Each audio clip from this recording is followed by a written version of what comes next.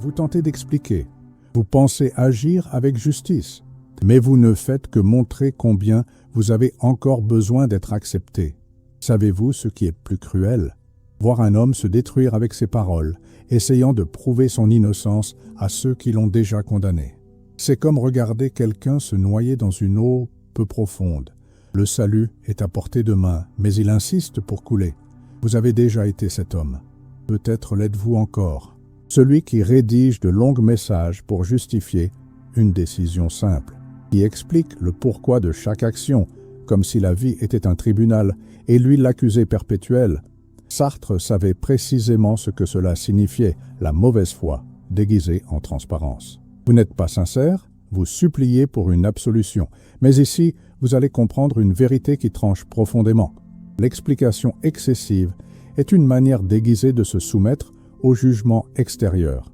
Et Sartre enseigne que la véritable liberté n'est possible que lorsque vous abandonnez la nécessité d'être compris et que vous commencez à exister par votre propre décision, non par l'acceptation des autres. Cela ne peut plus continuer. Assez de vous justifier jusqu'à perdre votre dignité. Si vous vous êtes déjà retrouvé à essayer de convaincre quelqu'un que vous n'êtes pas ce que vous semblez être, commentez ci-dessous. Et si cette vidéo vous rappelle quelqu'un qui se justifie constamment, partagez-la maintenant. Peut-être est-ce la dernière fois qu'il aura besoin d'entendre cela aussi directement. Le cycle de l'explication infinie est plus dévastateur que vous ne l'imaginez. Voici comment cela fonctionne. Quelqu'un vous juge, vous expliquez, et cette explication devient une nouvelle preuve contre vous. C'est un piège psychologique parfait. Plus vous essayez de vous en défaire, plus vous vous en embrouillez. Trop expliquer révèle 3 faiblesses mortelles. La première, vous croyez encore pouvoir contrôler la perception des autres par des mots. La seconde, vous n'acceptez pas qui vous êtes réellement. Vous avez besoin d'une version améliorée pour présenter au monde. La troisième, vous avez transformé votre existence en une demande de pardon permanente. L'homme qui se justifie trop n'est pas transparent. Sa transparence, c'est son insécurité. Chaque justification est une confession. Je ne suis pas sûr de mériter d'être ici. Chaque longue explication est un signe. J'ai besoin de votre approbation pour exister. C'est pourquoi, plus vous parlez, moins vous inspirez confiance. Observez autour de vous qui sont les hommes respectés, ceux qui justifient chacun de leurs gestes, ou ceux qui agissent et laissent leur action parler. Le monde ne respecte pas ceux qui se justifient. Il respecte ceux qui n'ont pas besoin de ceux. Justifier, c'est une loi cruelle, mais c'est la loi. Vous avez transformé votre vie en une audience publique où vous êtes à la fois le prévenu, l'avocat de la défense et le juge qui se déclare coupable. Sartre montrerait que ce n'est pas de l'honnêteté, c'est de la lâcheté existentielle. Vous vous cachez derrière des mots pour ne pas assumer la responsabilité d'être simplement vous-même. Sartre définit la mauvaise foi comme un mensonge à soi-même pour échapper à la responsabilité. Et l'explication excessive est l'une des formes de mauvaise foi les plus subtiles qui existent. Lorsque vous tentez de paraître meilleur que vous ne l'êtes, vous avez déjà cessé d'être libre. Vous êtes devenu prisonnier de l'image que vous devez maintenir. Pour Sartre, la liberté humaine est radicale et effrayante. Elle signifie que vous êtes entièrement responsable de vos choix, sans excuse, sans justification, sans atténuant. Mais la majorité des gens fuient cette responsabilité en se cachant derrière des explications interminables sur les raisons pour lesquelles ils ont fait ce qu'ils ont fait. Le philosophe français avait une vision brutale de cela. Lorsque vous vivez en essayant d'être bien interprété, vous ne vivez pas, vous jouez un rôle. Vous êtes devenu un acteur cherchant à convaincre le public que vous méritez des applaudissements. Mais le public a déjà décidé ce qu'il pense de vous avant même que vous n'ouvriez la bouche. La mauvaise foi justifiante fonctionne ainsi. Vous faites un choix, mais au lieu d'assumer qu'il s'agit d'une décision libre, vous construisez une narration élaborée sur comment vous n'aviez pas le choix, comment la situation l'exigeait, ou encore comment n'importe qui aurait fait la même chose. Vous vous volez la crédibilité et la responsabilité de votre propre vie.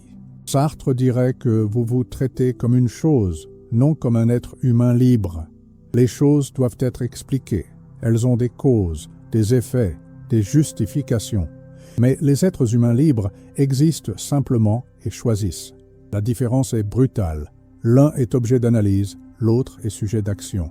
Le désir d'être compris devient une prison parce que vous cessez de vivre pour vous-même et commencez à vivre pour être interprété. Mais vivre pour être interprété, c'est vivre comme un reflet, non comme une existence. C'est accepter que votre réalité dépende de l'approbation extérieure, ce qui est la négation la plus complète de la liberté que Sartre prônait. La véritable liberté exige que vous acceptiez d'être incompris et que vous poursuiviez malgré tout, parce que la compréhension des autres n'est pas une condition préalable à votre existence. Vous existez en premier lieu, les interprétations viennent ensuite. Et si elles viennent, je connais un homme qui a détruit une relation de 5 ans en expliquant trop. Elle rentra tard à la maison, il lui demanda où elle était. Réponse évasive. Au lieu d'accepter simplement qu'il y avait quelque chose de défectueux et d'agir en conséquence, il a passé 3 heures à tenter de comprendre la situation. Chacune de ces questions semblait témoigner d'un désespoir profond. Chacune de ces explications donnait l'impression d'un mensonge. Mais le pire n'était pas la suspicion d'infidélité, c'était ce qui s'était produit par la suite. Lorsqu'il a découvert qu'elle avait effectivement un autre, au lieu de simplement mettre fin, il a passé des semaines à tenter de comprendre pourquoi. Il envoyait de longs messages pour demander où il avait mal agi, ce qu'il aurait pu faire différemment, comment il pourrait résoudre la situation. Elle l'a bloqué sur toutes les plateformes. Et vous savez pourquoi? Ce n'était pas à cause de la trahison révélée, c'était à cause du désespoir dans ses explications. Une infidélité peut être une erreur, mais un homme qui implore des explications est un homme dépourvu de dignité. Et la dignité, une fois perdue, est irrécupérable. La chose la plus cruelle, il croit encore qu'il était mature en essayant de discuter, qu'il était rationnel en cherchant à comprendre, qu'il était juste en lui laissant des chances de s'expliquer.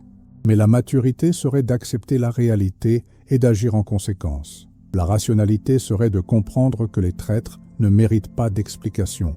La justice consisterait à préserver sa propre dignité. 2 ans plus tard, il envoie encore des messages sporadiques pour faire le deuil. Il tente toujours de comprendre. Il s'explique encore. Il a transformé une infidélité qui a duré quelques mois en une humiliation qui dure depuis des années. Parce qu'il ne peut accepter que certaines choses n'aient pas besoin d'être comprises. Elles doivent être coupées. Le besoin d'explication révèle une croyance infantile, celle que le monde est juste et que, si vous présentez suffisamment d'arguments, les gens verront la vérité et vous traiteront mieux. Mais le monde ne fonctionne pas ainsi. Les gens ont déjà décidé ce qu'ils pensent de vous avant même que vous ne parliez. Vos explications ne font que confirmer qu'ils se soucient trop de leur opinion à votre égard. Expliquer, c'est toujours réagir. Et celui qui réagit est toujours désavantagé. Vous vous placez dans la position de celui qui doit se justifier, ce qui donne automatiquement à l'autre le pouvoir de vous juger. C'est une inversion de pouvoir dévastatrice. Vous remettez votre autorité à celui qui a déjà décidé de l'utiliser contre vous. Le diagnostic est clair. Vous croyez encore pouvoir contrôler la façon dont les autres vous perçoivent par le biais de vos paroles. Mais la perception n'est pas rationnelle, elle est émotionnelle. Les gens ressentent d'abord, puis justifient ce qu'ils ont ressenti. Si quelqu'un a déjà décidé que vous êtes coupable, vos explications ne feront que renforcer cette conviction. La stratégie correcte est l'inverse. Acceptez que vous serez mal interprété et que cela ne vous regarde pas. Lorsque vous cessez d'essayer de contrôler la perception des autres, vous reprenez le contrôle de votre propre vie. Lorsque vous cessez de vous expliquer, vous contraignez les autres à faire face à votre existence brute, sans filtre, sans justification, sans excuse. Le silence stratégique constitue une arme puissante, car il oblige l'interlocuteur à combler le vide avec ses propres projections. Et la majorité du temps, ces projections en révèlent davantage sur celui qui les formule que sur la personne visée par le jugement. Vous devenez un miroir reflétant la nature de celui qui vous regarde. Permettez-moi maintenant de vous raconter l'histoire d'un autre homme, chef de département, publiquement accusé lors d'une réunion de manque de collaboration avec d'autres services. Toute la salle observait, attendant une justification. Il a simplement déclaré « Faites comme bon vous semble ». Puis il a repris la lecture de ses documents. Silence gênant. La personne qui avait porté l'accusation resta là, espérant une discussion qui ne vint pas. Elle insista « Ne vas-tu pas te défendre ?» Il leva les yeux, la regarda droit dans les yeux et répondit « Je n'ai pas besoin de te convaincre ». Et c'était tout. La réunion s'est conclue sans explication. Mais quelque chose d'intéressant s'est produit. Au cours de la semaine, 3 personnes différentes sont venues lui parler en privé. Non pas pour confronter, mais pour comprendre. Parce qu'un homme qui ne se justifie pas suscite la curiosité. Un homme qui ne se justifie pas gagne involontairement le respect. 6 mois plus tard, il a été promu. La personne qui l'avait accusé a été transférée dans un autre département. Coïncidence? Non. Les organisations respectent ceux qui ne menditent pas leur respect. Le monde de l'entreprise peut être politique, mais une chose est certaine. Personne ne favorise celui qui s'humilie publiquement en multipliant des explications désespérées. Le plus intéressant, lorsqu'on lui a demandé comment il avait géré la situation, il a répondu quelque chose qui résume tout. Ce n'est pas mon rôle de faire comprendre ma position aux autres. Mon rôle est de faire mon travail. Simple, direct, libre. Cet homme a compris quelque chose de fondamental. Les explications sont réservées aux subordonnés. L'autorité ne s'explique pas. Elle s'impose par la présence et par les résultats. Quand vous acceptez le rôle de celui qui doit se justifier, vous acceptez automatiquement une position inférieure dans la hiérarchie sociale. Comment arrêter de se justifier concrètement? D'abord, développer des phrases de présence et de clôture. Faites comme bon vous semble. Je n'ai pas besoin de te convaincre. Tu n'as pas besoin de comprendre. Il suffit de respecter. Ces phrases éliminent à la racine toute tentative de vous mettre dans une position de coupable. Ensuite, assumez la décision comme acte ultime.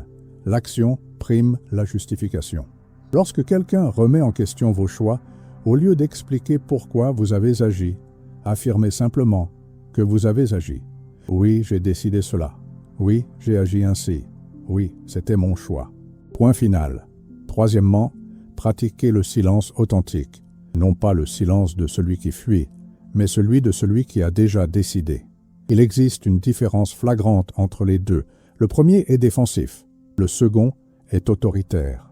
Celui qui ne se justifie force le monde à faire face à son existence brute, et cela impose le respect. Quatrièmement, acceptez que vous serez mal compris et que ce n'est pas votre problème. La majorité des interprétations qu'on fait de vous en dit plus sur ceux qui interprètent que sur vous-même. Il n'est pas de votre responsabilité de corriger les perceptions déformées des autres. Il est de votre responsabilité de vivre dans la vérité. Cinquièmement, remplacez le besoin d'être compris par celui d'être respecté. La compréhension est optionnelle, le respect est obligatoire. Vous pouvez vivre sans être compris, mais vous ne pouvez pas vivre sans être respecté. Et le respect découle de votre posture, non de vos explications. Si une partie de cette vidéo vous a déjà fait réfléchir au nombre de fois où vous vous êtes humilié en tentant de vous expliquer, marquez ce moment dans les commentaires. Et si cela a fait sens jusqu'ici, laissez un like. Pas pour moi, mais pour vous-même, comme un engagement à changer. La transformation commence lorsque vous réalisez que votre dignité vaut plus que la compréhension des autres, que votre paix intérieure vaut plus que l'approbation extérieure, que votre liberté vaut plus que l'interprétation juste de ceux qui ne vous connaissent même pas vraiment. La liberté ne commence pas lorsque l'on vous comprend. Elle commence lorsque vous cessez de supplier d'être compris. Sartre dirait « Cessez de vous expliquer. Vive comme celui qui a déjà décidé qui il est. Vous n'avez pas besoin de convaincre qui que ce soit. Vous avez seulement besoin d'exister dans la vérité, même lorsque cela dérange, même lorsque cela engendre des conflits, même lorsque cela vous fait paraître froid ou arrogant, parce que l'arrogance est préférable à l'humiliation. La froideur est préférable au désespoir. La solitude est préférable à une compagnie basée sur des mensonges sur qui vous êtes. Le monde est rempli d'hommes qui vivent en se justifiant et ont transformé leur existence en une audience éternelle de jugement. Qui ont mesuré leur dignité à l'aune de l'approbation des autres? Continuerez-vous à en faire partie? Ou relèverez-vous le défi brutal de la liberté sartrienne? Maintenant, dis-moi, Vas-tu encore essayer d'être compris ou as-tu déjà compris le jeu? Écris cela. C'est ton contrat de rupture avec la nécessité d'approbation. C'est le moment où vous cessez d'être le prévenu de votre propre vie pour devenir son auteur. Et si vous souhaitez continuer à entendre des vérités que personne d'autre n'osera vous révéler, abonnez-vous. Ici, l'illusion ne survit pas. Ici, vous ne trouverez ni consolation bon marché, ni motivation de scène. Vous découvrirez une philosophie appliquée à la dure réalité des relations, du pouvoir et de la dignité masculine. Car en fin de compte, Sartre avait raison. Vous êtes condamné à être libre. Et être libre, c'est cesser de se justifier auprès de ceux qui ont déjà décidé de ne pas vous comprendre.